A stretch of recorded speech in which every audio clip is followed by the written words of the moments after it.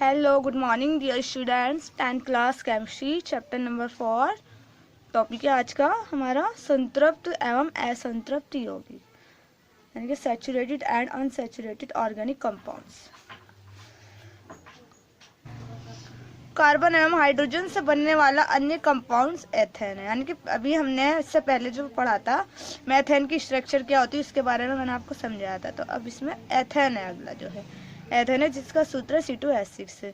सरल organic compounds की संरचना प्राप्त करने के लिए सबसे पहले कार्बन के एटम्स को एक बॉन्ड के द्वारा आपस में जोड़ा जाता है, यानी कि यदि किसी की हमें संरचना प्राप्त करनी है तो पहले हम क्या करेंगे, कार्बन को एक एटम से जोड़ते हैं। ठीक है, कार्बन के एटम्स को एक बॉन्ड के द्वारा आपस में जोड़ा जाता है। ठीक है, तथा फिर कार्बन की 6 संयुक्त को स्पष्ट करने के लिए हाइड्रोजन के एटम्स का उपयोग करते हैं, जैसे C2H6 है ये। ठीक, C2H6 है ना।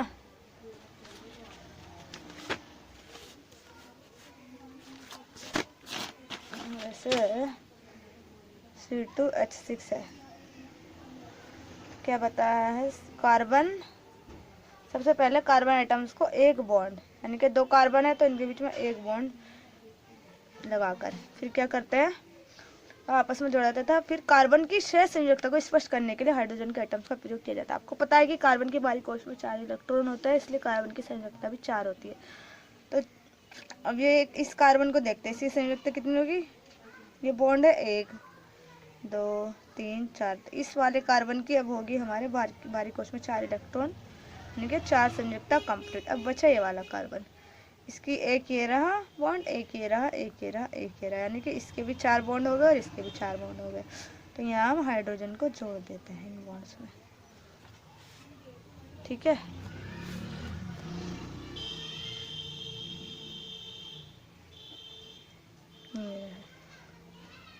इस कार्बन की चारों कंप्लीट होगी संयुक्तता 1 2 3 4, और इस कार्बन की भी 1 2 3 4। इस तरह से एथेन की संरचना प्राप्त हो गई। ओके, अब आगे देखते हैं हाइड्रोकार्बन क्या है।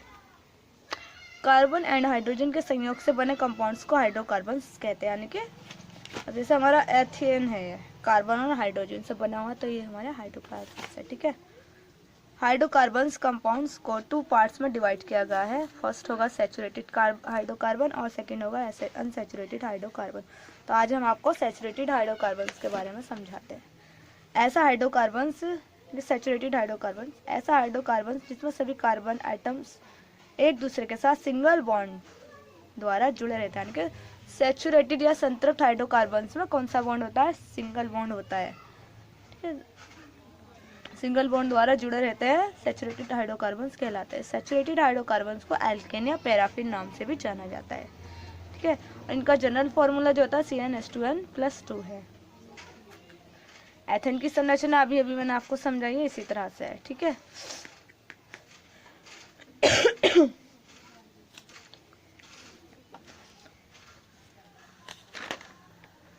अब यहाँ पर इन्होंने जो फॉर्मूला दिया है एथेन का, संतृप्त हाइड्रोकार्बन में वो क्या बोलते हैं, एल्केन भी बोला जाता है। तो एल्केन का फॉर्मूला क्या बताया है इन्होंने, CnH2n+2। यदि हम n क्या होगा, कार्बन की संख्या, यदि हम n की जगह 1 लेते हैं, n बराबर 1, तो कार्बन ले लिया, n की जगह क्या लिया हमने 1, H1 ना भी लिखेंगे 1 तो कोई बात नहीं, C ही 1 ही माना जाएगा। ठीक है, हाइड्रोजन कितना हो गए 2,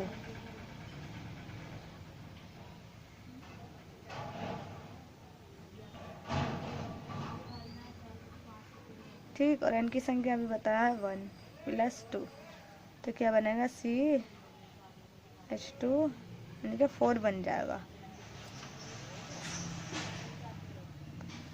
एल्केन्स जो होते हैं वो कार्बन की संख्या के एल्केन में कार्बन की संख्या से हाइड्रोजन की संख्या कितनी होती है,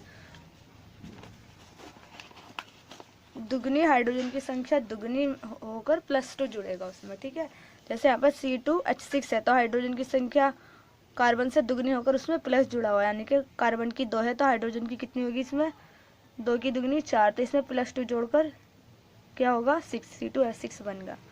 एल्केन में हमेशा सिंगल बॉन्ड ही आता है।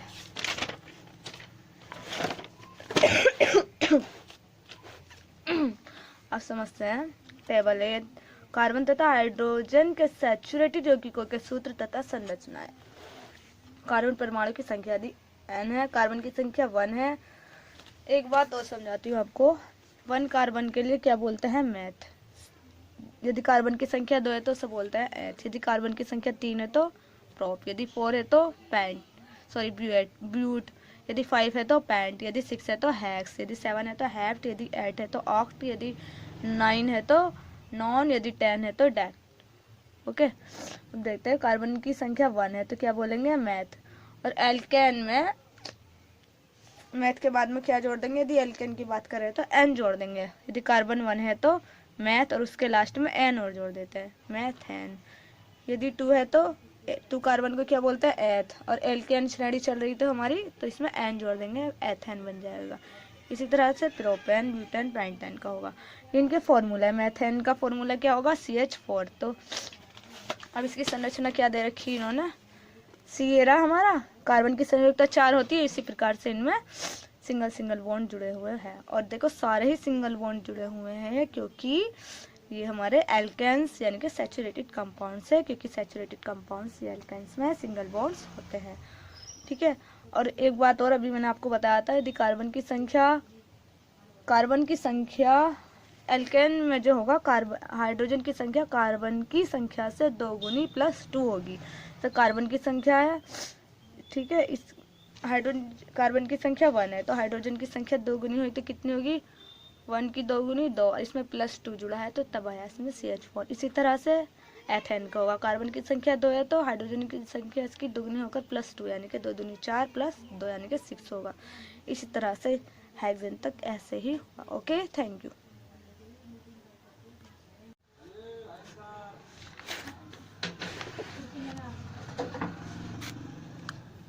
Hello, good morning dear students. 10th class chemistry chapter number 4।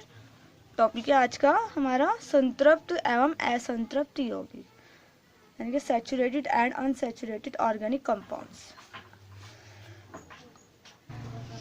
Carbon एवं हाइड्रोजन से बनने वाला अन्य कंपाउंड्स एथेन है। यानी कि अभी हमने इससे पहले जो पढ़ा था मेथेन की स्ट्रक्चर क्या होती है उसके बारे में मैंने आपको समझाया था। तो अब इसमें एथेन है, अगला जो है एथेन है, जिसका सूत्र C2H6 है। सरल ऑर्गेनिक कंपाउंड्स की संरचना प्राप्त करने के लिए सबसे पहले कार्बन के एटम्स को एक बॉन्ड के द्वारा आपस में जोड़ा जाता है। यानी कि यदि किसी की हमें संरचना प्राप्त करनी है तो पहले हम क्या करेंगे, कार्बन को एक एटम से जोड़ते हैं। ठीक है, कार्बन के एटम्स को एक बॉन्ड के द्वारा आपस में जोड़ा जाता है। ठीक है, तथा फिर कार्बन की 6 संयुक्त को स्पष्ट करने के लिए हाइड्रोजन के एटम्स का उपयोग करते हैं। जैसे C2H6 है ये, ठीक,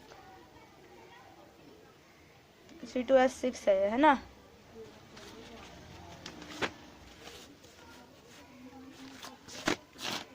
वैसे C2H6 है, क्या बताया है, कार्बन सबसे पहले कार्बन एटम्स को एक बॉन्ड यानी कि 2 कार्बन है तो इनके बीच में एक बॉन्ड लगाकर फिर क्या करते हैं, आपस में जोड़ा जाता था। फिर कार्बन की 6 संयुक्तों को स्पष्ट करने के लिए हाइड्रोजन के एटम्स का प्रयोग किया जाता है। आपको पता है कि कार्बन के बाहरी कोश में 4 इलेक्ट्रॉन होता है, इसलिए कार्बन की संयुक्ता भी 4 होती है। तो अब ये इस कार्बन को देखते हैं, इसकी संयुक्ता कितनी होगी, ये बॉन्ड है 1 2 3 4, तो इस वाले कार्बन की अब होगी हमारे बाहरी कोश में 4 इलेक्ट्रॉन यानी कि 4 संयुक्ता कंप्लीट। अब बचा ये वाला कार्बन, इसकी एक ये रहा बॉन्ड, एक ये रहा, एक ये रहा, एक ये रहा, यानी कि इसके भी 4 बॉन्ड हो गए और इसके भी 4 बॉन्ड हो गए। तो यहाँ हम हाइड्रोजन को जोड़ देते हैं इन बॉन्ड्स में। ठीक है,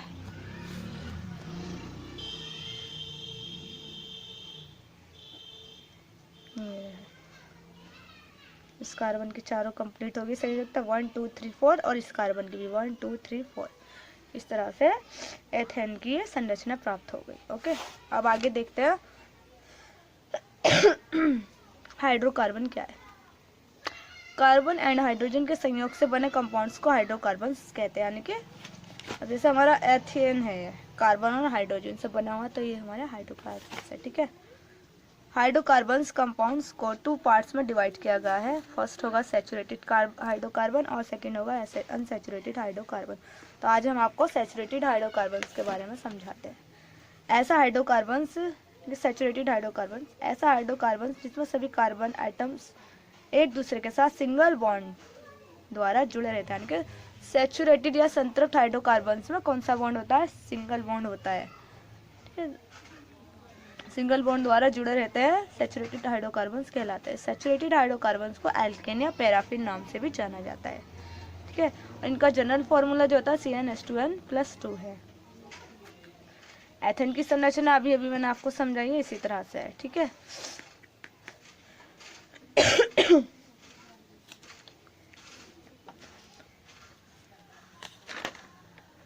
अब यहाँ पर इन्होंने जो फॉर्मूला दिया है एथेन का, संतृप्त हाइड्रोकार्बन में तो क्या बोलते हैं? एल्केन भी बोला जाता है। तो एल्केन का फॉर्मूला क्या बताया है इन्होंने?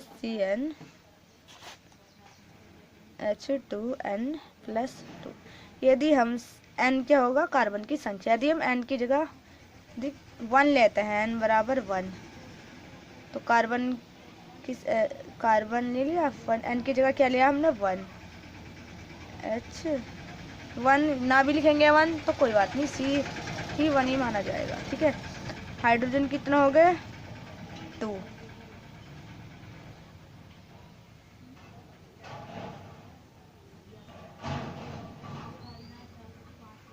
ठीक, और n की संख्या अभी बताया है 1+2, तो क्या बनेगा? CH2 यानी कि 4 बन जाएगा। एल्केन्स जो होते हैं वो कार्बन की संख्या के एल्केन में कार्बन की संख्या से हाइड्रोजन की संख्या कितनी होती है? दुगनी। हाइड्रोजन की संख्या दुगनी होकर +2 जुड़ेगा उसमें। ठीक है, जैसे यहाँ पर C2H6 है तो हाइड्रोजन की संख्या कार्बन से दुगनी होकर उसमें प्लस जुड़ा हुआ है, यानी कि कार्बन की 2 है तो हाइड्रोजन की कितनी होगी? इसमें 2 की दुगनी 4, तो इसमें +2 जोड़कर क्या होगा? 6, C2H6 बनेगा। एल्केन में हमेशा सिंगल बॉन्ड ही आता है।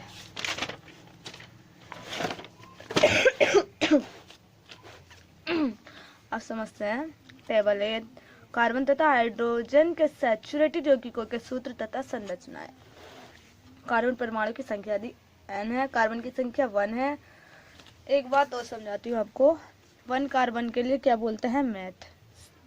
यदि कार्बन की संख्या 2 है तो उसे बोलते हैं एथ। यदि कार्बन की संख्या 3 है तो प्रोप। यदि 4 है तो ब्यूट। यदि 5 है तो पैंट। यदि 6 है तो हैक्स। यदि 7 है तो हैप्ट। यदि 8 है तो ऑक्ट। यदि 9 है तो नॉन। यदि 10 है तो डैक। ओके, अब देखते हैं कार्बन की संख्या 1 है तो क्या बोलेंगे? मैथ। और एल्केन में मैथ के बाद में क्या जोड़ देंगे? यदि एल्केन की बात करें तो एन जोड़ देंगे। यदि कार्बन 1 है तो मैथ और उसके लास्ट में एन और जोड़ देते हैं, मैथेन। यदि 2 है तो 2 कार्बन को क्या बोलते हैं? एथ। और एल्केन श्रेणी चल रही तो हमारी, तो इसमें एन जोड़ देंगे, एथेन बन जाएगा। इसी तरह से प्रोपेन, ब्यूटेन, पेंटेन का होगा। इनके फॉर्मूला है। मैथेन का फॉर्मूला क्या होगा? CH4। तो अब इसकी संरचना क्या दे रखी इन्होंने? C रहा हमारा, कार्बन की संयुक्ता 4 होती है, इसी प्रकार से इनमें सिंगल बॉन्ड जुड़े हुए हैं। और देखो सारे ही सिंगल बॉन्ड जुड़े हुए हैं क्योंकि ये हमारे एल्केन्स यानी कि सैचुरेटेड कंपाउंड्स है, क्योंकि सैचुरेटेड कंपाउंड्स या एल्केन्स में सिंगल बॉन्ड्स होते हैं। ठीक है, और एक बात और अभी मैंने आपको बताया था, यदि कार्बन की संख्या एल्केन में जो होगा हाइड्रोजन की संख्या कार्बन की संख्या से 2 गुनी +2 होगी। तो कार्बन की संख्या है, ठीक है, इस कार्बन की संख्या 1 है तो हाइड्रोजन की संख्या 2 गुनी हुई तो कितनी होगी? 1 की 2 गुनी 2, इसमें +2 जुड़ा है तो तब आया इसमें CH4। इसी तरह से एथेन का होगा, कार्बन की संख्या 2 है तो हाइड्रोजन की संख्या इसकी दुगनी होकर +2 यानी कि 2 दूनी 4 +2 यानी कि 6 होगा। इसी तरह से हेक्सेन तक ऐसे ही होगा। Okay, thank you.